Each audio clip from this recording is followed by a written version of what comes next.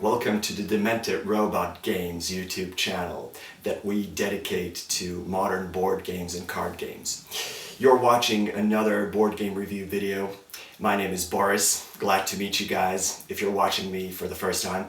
And I'm here today to show you the game called 51st State Complete Master Set. Now, this game is interesting because it's a relatively new iteration of this game. The original game existed only under the name of 51st State. Now, this is a complete master set, as the subtitle here says. This is basically a new and improved version of the game, first of all. Second of all, it has 2 expansions already in the box. So what you will get in this box is 51st State, the original game, the base game, and 2 additional decks, each of them representing an expansion. So this truly is a complete master set. I can easily say that this box is the ultimate definitive version of this game, okay? So if you like 51st State, even if you've already played it, owning this box is actually pretty handy because you have everything you need in one box, or almost everything you need, okay? So that's the first thing that I wanted to say before I actually start reviewing the game. There's also one additional thing. Some of you guys will notice that this game is very similar to the game called Imperial Settlers. And it is, because it was released by the same publisher. And those 2 games are based on the same main concept, same main way of playing, mechanism of playing, if you will. They are very similar, but for all of their similarities, they are also different. This game is, I think, quicker, faster, somehow more streamlined, more compact. I don't know exactly how to explain it, but this, in my opinion, is a better game. That's why I'm reviewing this one. I mean, I could also review Imperial Settlers if you guys want to, but honestly, they are very similar, and this is a better game, in my humble opinion. Of course, you don't have to agree with me on that. Okay, with these things out of the way, I can actually start reviewing the game. So, 51st State is a game designed for 1 to 4 players. It is a card game, an engine building game by genre, although it has a lot of other stuff in it, but I think engine building is the predominant mechanic in this game. In this game, you will take on a role of 1 of 4 possible factions who are trying to survive in this post-apocalyptic ruined world of Hiroshima. Now, those of you guys who have already played other Hiroshima board games know what I'm talking about. This game is taking place in that world. So it's a Mad Max-ish kind of Hiroshima post-apocalyptic world in which you're basically fighting to survive. So you will have your tribe, your faction, and you will try to lead them to victory by creating a new state, your new little post-apocalyptic society, which will be better organized and simply more efficient and better, more powerful than other factions. So you will measure your success through victory points. So at the end of the game, whoever has most victory points will be the winner of the game. In this game, you will be playing cards which represent locations. So everything in this game represents a location, basically. Each card that you will be placing on the table represents a location. You will be able to play these cards in various different ways. You will be able to build these locations, or destroy them to get resources, or turn them into deals. You will see what deals are later. Or you will even be able to just upgrade one building with the other. There's various different ways to play cards in this game. This way or the other, what you'll be doing is you will be building your tableau. So you will be placing cards in front of yourself, trying to build some sort of engine that will work for you. The end purpose of the engine that you're building is to end up generating victory points for you. Whoever has the most will be the winner at the end of the game. So this is just a very basic, very general concept of the game that I have just told you. But of course, in the next section of the video, I'm going to explain to you guys how the game actually plays, how it works. We're going to set it up on the table and we'll see how it works. And then at the end of the video, I will tell you my opinion of the game. So let's do those things right now. Okay people, welcome to the table. I have set up the game for you guys. Now what you're seeing on the table is how the game looks like or may look like from the perspective of one single player, because the game basically plays the same for everybody. These factions are asymmetrical, but not to the extent that the game is different for everybody mechanically, okay? From the mechanic point of view. So, what you see in front of you right now is the faction board, okay? This represents your faction. There's 4 of these to choose. I just randomly chose New York, but there's a couple of others as well. We see cards on the tableau. Now I've just randomly placed these cards to show you how the tableau may look like. Of course, you will begin the game with 0 cards on your tableau. You have these 2 contact decks. One of them is a blue contact deck. The other one is the red one. You have resources here. I haven't put them all on the table. I have just lined them up like this so that you can see what there is. So there's weapons, there's bricks, there's fuel, there's workers, and there's iron. Then we have a lot of different tokens in the game, but these are most important ones. These are contact tokens with these little arrows on them. So we have blue ones, gray ones, red ones, okay? We have our main deck of cards. This is where everybody is going to be drawing cards from. Now this can either be a main game deck, or one of 2 possible expansions can be shuffled in. One of them, not 2, okay? And yeah, we also have this. This is the score board where everybody is going to keep track of how many points they have throughout the game, okay? So, how the game plays. Over the course of the game, the main thing that you'll be trying to do is build your tableau. Basically, build your engine, place cards on the table that will have some sort of synergy between each other, and what you want, the end of result of what you want that engine to do is to create victory points for you, because that's how you win the game, by having most victory points at the end. Okay, so you will be placing these cards on the table. There are 3 categories. There's production buildings. It's the upper row of cards. Those cards produce resources for you. These guys here. Then you have feature buildings. That's the middle row of cards. Those cards have some sort of effect. Either some kind of immediate effect or lasting effect. And then finally, the bottom row of cards is reserved for action cards. These are action cards, and they usually require you to pay resources to be able to do something. More often than not, produce victory points, okay? So that's what you're trying to do over the course of the game. But in order to be able to play these cards, you will have to spend these contact tokens. And in order to create these contact tokens, you will have to spend resources. So everything's connected in this game. You produce resources in order to create contact tokens, and then you use contact tokens to play cards. That's how everything works and how everything's connected in this game. So how does this game play? It plays in 4 phases. The first one is the lookout phase. The second one is the production phase. The third one is the action phase. And then finally we have the 4th one, the cleanup phase. In the lookout phase, you will be drafting cards. So there's a little bit of card drafting in this game. In the lookout phase, you will pick as many cards from this pile as there are players plus 1. So if we're playing, let's say, a 3-player game, we will be using 4 cards to draft from. Then beginning with the first player, you will draft cards from that pile of cards, and you will continue doing that in clockwise direction until everybody has drafted a card. The remaining 1 card will be discarded. Then we will have 1 additional drafting round where the same exact thing will happen, except that this time we will begin with the last player and we will go in the counterclockwise direction. So at the end of this phase, everybody will have 2 additional cards. At the very beginning, you will draw 6, choose 4. That's going to be your starting hand, and then during the lookout phase, you will have 2 more. Okay? So that's the end of the lookout phase. The second phase is the production phase, during which you will produce goods. So at the beginning of the game, where you have no cards on your tableau, you will only produce what your board tells you, faction board tells you to produce. You see, it's this section here. So you will take those exact resources and put them into your own supply. Those are resources that you produce. Over the course of the game, you will have additional production buildings that will produce additional goods for you. You will have deals here. I will show those to you later. They will also produce. So your production will expand over time. That's the production phase for you. Everybody produces whatever they can produce. They put those resources into their own supply. That's the end of the production phase.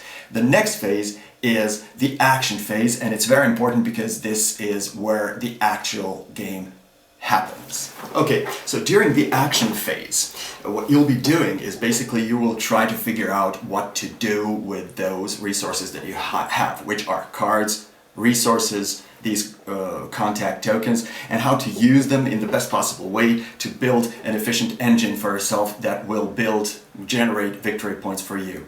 Okay, now the question is, what are all those things that you can do as an action in this game? And a much better question here would actually be, what can you not do?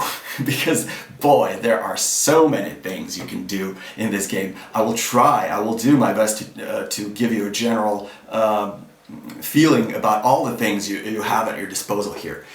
Here's the rub. Every single card in this game can be played practically in 4 different ways. Okay, so with a couple of hands in with a couple of cards in your hand, it means that there's a huge number of combinations, potential combinations that you can do, and that's where the beauty of this game lies. You have a huge amount of tactical possibilities at your disposal here. So how can you play the cards? First of all, you can build locations, then you can turn them into deals, then you can destroy them for resources, and finally you can develop. Now I will do my best to explain all of these things, okay? So first, how do you build a card? If you choose to build a location, you basically want to place it on the table. In order to be able to do that, you will use gray contact tokens as the means of payment. What you have to do is pay gray contact tokens equal to the distance value of the card in question. It's this number here in the upper left corner of the card.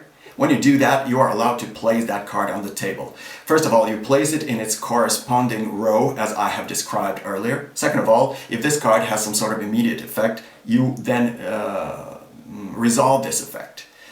Most importantly, when you build a production location, that location will immediately produce whatever it is producing.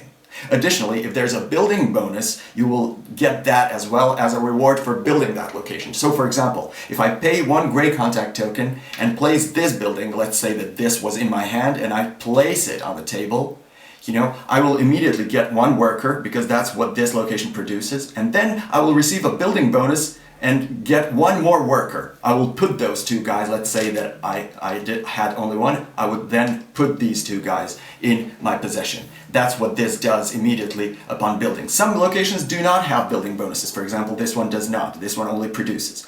Okay? That's how you build. Now the second way in which you can place a card on the table is to turn it into a deal. You do that with these blue contact tokens. So let's say that I have this card in my hand. I have just drawn a card, and this card has a distance of 1. So it's a pretty cheap card. So distance of 1, I don't know if you can see, I hope you can see this card in my hand.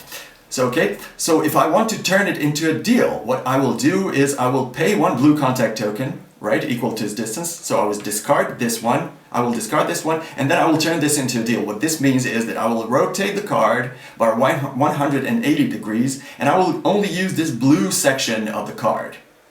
To do that, I will simply tuck this card under my player board like this, so that only this blue part is visible. And then I will immediately produce that resource. In this particular case, it's a wild resource. It's ammunition, which functions as any other resource in the game. I will immediately get that. In addition, during every consequent production phase, I will, in addition to everything else I can produce, I will also produce this every turn. The good thing about these deals is they cannot be destroyed. Okay? No one can destroy these deals. They are permanently in your possession. The bad thing is they do not count toward your final score because they are not regarded as tableau buildings. Okay? So there's something good and something bad about these deals. Those are deals. You can have any number of deals in play, so you can stack any number of deals here and just kind of use them, right? And then there's this red little guy. Now, if you pay this guy, you can destroy buildings. What you want to do basically is take a card from your hand, okay, destroy it, and get resources for that. So let's say, let me take a card here. Okay, let's say that I have this in my hand, okay? It's the distance of 2. What I want to do is destroy this building to get these resources listed in the spoils section of the card. So if I pay 2 red contact tokens, 2 of these guys, I can discard this card and get 3 new cards, draw 3 new cards. Okay, but there are various different cards. If I destroy this one, I will get 3 guns. Here I will get 2 people and stuff like that. Okay? So that's how you destroy buildings for resources. You usually use that to be able to produce resources that you normally do not produce.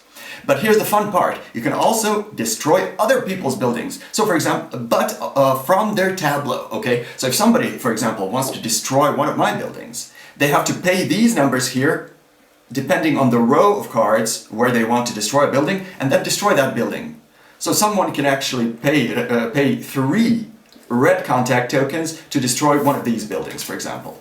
This building is now out of the game for me. I immediately receive whatever it is that the deal section of the card contains. I would receive 1 card here as a consolation prize, but this building of mine would be destroyed. And this guy who destroyed it would get 3 cards, okay? From this moment on, this building is considered to be ruins. I will show you how that functions. Now, there's one more way in which you can play a card from your hand, which is to develop a building. So, how do you develop a building? You don't have to pay with one of these guys anymore, but in order to develop a building, you need to fulfill 2 conditions, basically. Let's say that I have this card in my hand and I want to develop it. How do I develop? First of all, I have to consult these symbols on the card. You will see that most cards have 2 symbols here. Okay, now in order to develop this building, I will have to find at least 1 building on my tableau which matches one of these symbols. I have 2 such buildings, 3 such buildings actually. I have 2 buildings with these stars, and 4 buildings, and 2 buildings with these green ammunition symbols. So I can develop on any of these locations instead of any of these locations which match these symbols, okay?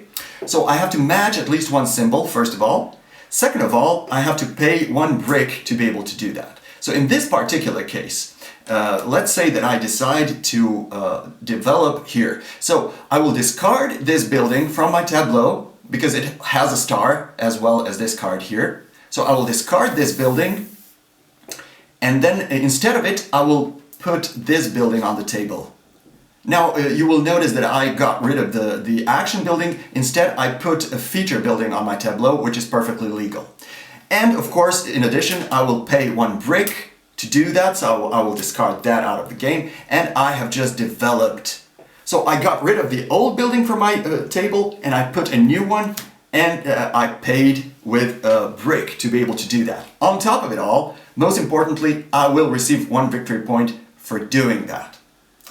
But here's the rub. If I have one of these ruins in play, which I have, because let's say that this building was previously destroyed by somebody else, I can use these ruins as a wild card. So the previous case did not have to be the case. I wouldn't have to destroy this building in order to develop a new one. All I would have to do is get rid of this one and put a new one in play, because this is a wild card. This card, these ruins represent any of these symbols in the game. So this is the way to build buildings, to place valuable buildings in play very cheaply, basically. So that's development for you guys. That's the 4th and final way in which you can play a card in this game. So this game is incredibly versatile that way. But this is not the end. There's a couple of more things you can do. One thing that you can do as an action is, for example, take one of these cards. So you spend an action, you spend 2 people, okay, to buy one of these contact cards. And then you simply take one of these cards into your hand, okay? Then as your next action, or one of your consequent actions, you can play one of these cards and gain either blue contact tokens or red contact tokens as these cards tell you, okay?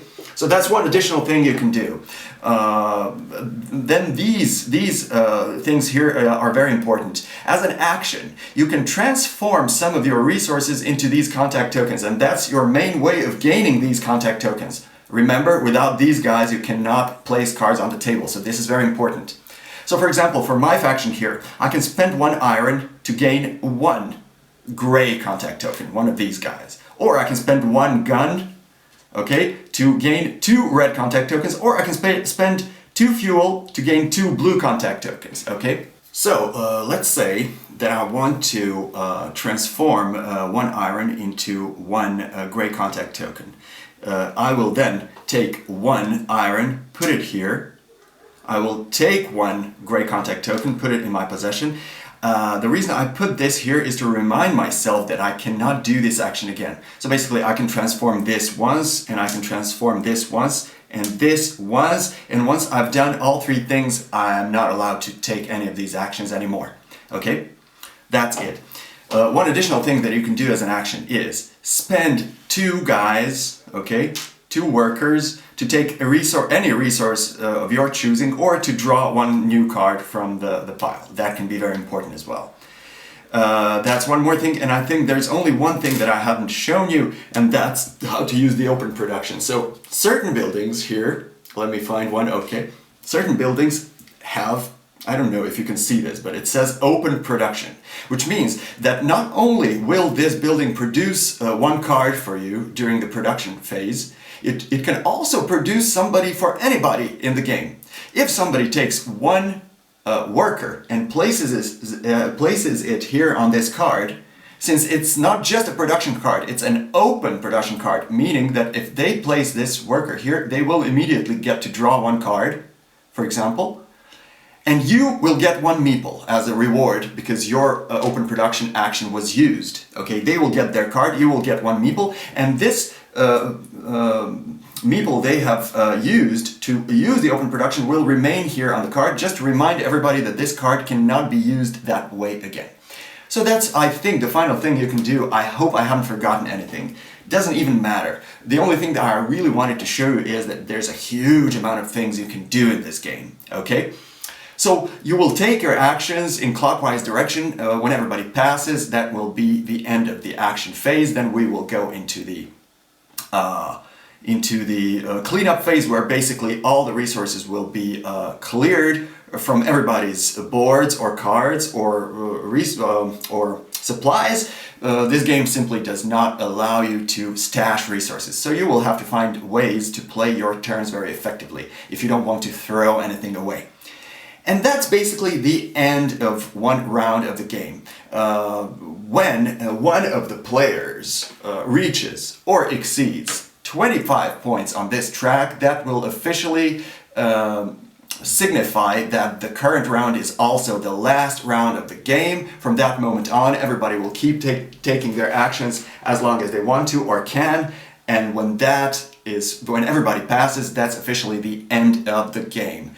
At that point, you will calculate your total amount of points, which is your number of points on the point tracker board, plus the amount of buildings you have in your tableau, each building or location being worth 1 point. Your total amount of points will be your final score. Whoever has the most points is the winner of the game. And that's it, boys and girls. That's how you play this game. I've told you a lot, not literally everything about this game, but I have explained this game in more detail than I actually wanted to. But again, as I said, obviously I don't know how to make a short video, so you'll have to bear with me. This way or the other, this is the end of this part of the video. In the next section, I will tell you what I think about the game and why. So let's do that right now. Okay, boys and girls, now you've seen how the game works, you know how exactly it functions and how it looks, you've seen it on the table, right? So it's time for me to tell you my opinion about it. And I can tell you right off the bat, I don't want to beat around the bush about this. I really, really love this game. Okay, it's a perfect game. Okay, maybe not exactly perfect, but it's way up there. Now, why? There are many reasons, actually. I love many aspects of this game. So I'm not even going to try to be very organized or systematic about it. I'm just going to tell you random things that I love about this game. Maybe I'll leave something out, but it doesn't really matter because the overall impression about the game is good. It's favorable. Now, the main reason I love this game so much, by far the main reason, is the fact that the game gives me, as a player, so many choices. There's so many different things you can do in this game. It's incredible. You have your hand of cards, and each and every card can be played in 4 different ways, which basically means that if you have a starting hand of 6 cards and 4 ways to play each and every one of those cards, it makes the number of possible combinations in your hand huge.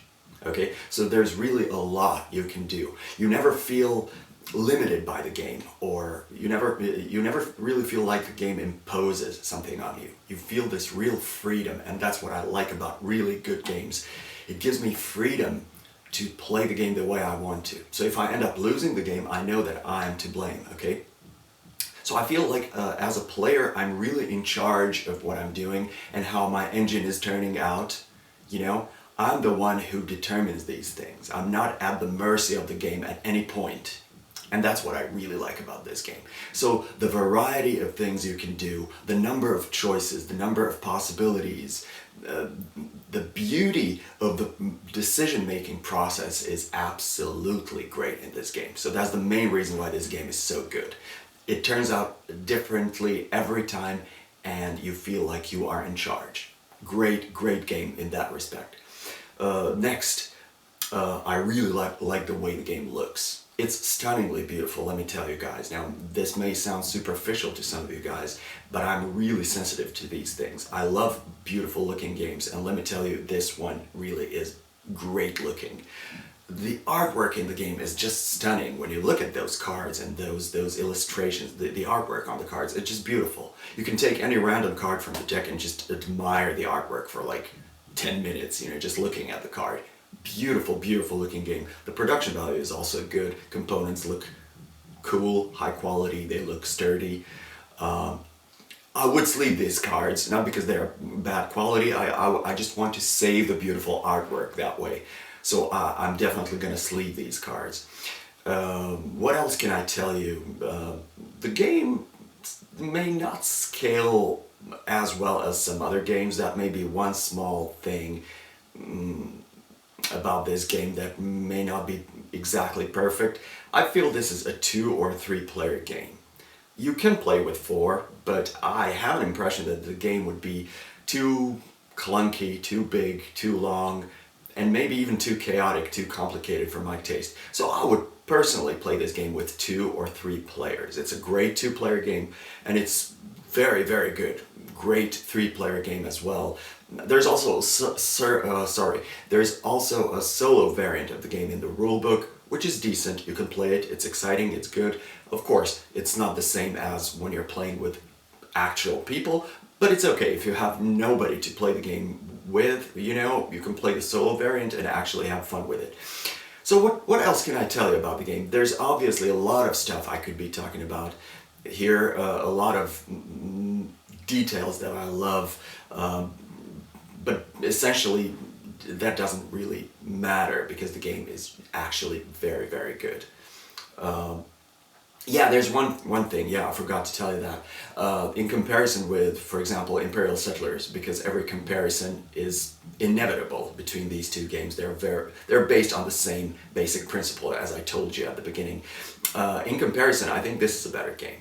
The main reason for that being because it's somehow more exciting for me, because it's also a racing game to a certain extent. You are racing against time. You know, in Imperial Settlers, you know that you're going to play for a fixed number of rounds, and that's it. It's always going to be the same. In this game, that's not the case, because you end the game when somebody reaches or exceeds 25 victory points. That is the last turn of the game. That may happen sooner or later, okay? So you must constantly pay attention to the time factor here and compare yourself with other players. You know, you can build a beautiful engine here in this game.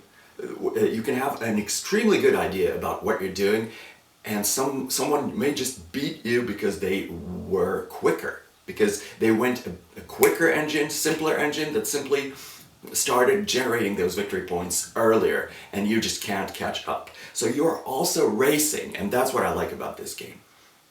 And there's a lot of stuff. I could be talking for hours about this game. Let's just wrap up and say that I really, really love this game. This is easily one of the best games I've played recently. It is a part of my collection and it's staying there for a long, long time, let me tell you. So it goes without saying, I guess, that I warmly, warmly recommend this game. Of course, the rule still stands. Try before you buy. Go out there and find someone who has it. Find a board game club in your neighborhood, and try the game out before you buy it. But I'm almost certain most of you guys are going to love this one. So my warm recommendation, this game gets 2 thumbs up from me. Okay, now that's it from me today, boys and girls. I hope this video was helpful. I hope it helped you at least a little bit get one step closer to your decision about this game. If you don't concur with my opinion about this game, you can simply go to the previous section of the video and just see how it actually plays and then make your own decision. After all, that's the meaning of these videos, to help you make your decision, okay? Thank you for watching. Thanks for your views, likes, subscriptions. If you like my channel, I would be much obliged if you clicked on that red subscribe button. It means a lot, it helps. And until the next time, when I will be coming up with great new exciting content for you guys, I'm signing off. Goodbye.